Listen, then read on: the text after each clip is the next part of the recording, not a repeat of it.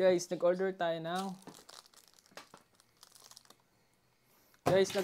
ng top box. Open natin. So ito.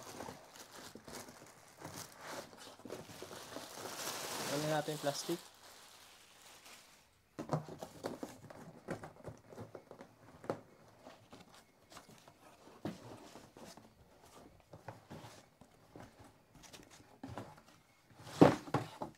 Yun.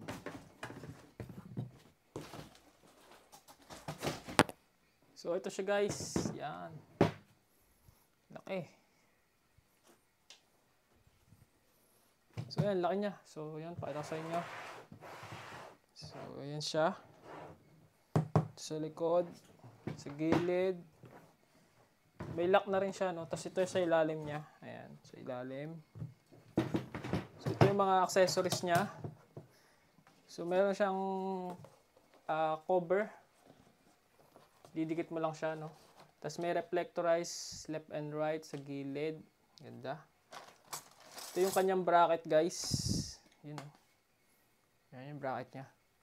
Tapos, meron siyang dalawang case. Ito. Subukan natin.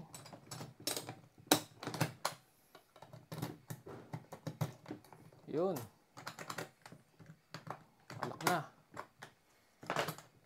Meron siyang dalawang case. Yun. And then, ito yung kanyang mga accessories. Yung mga bracket para sa pagkakabit na natin. Tapos meron siyang dalawang handle na, ayan, naka-carbon dip din. Dalawang handle left and right. So, ito yung kanyang bracket.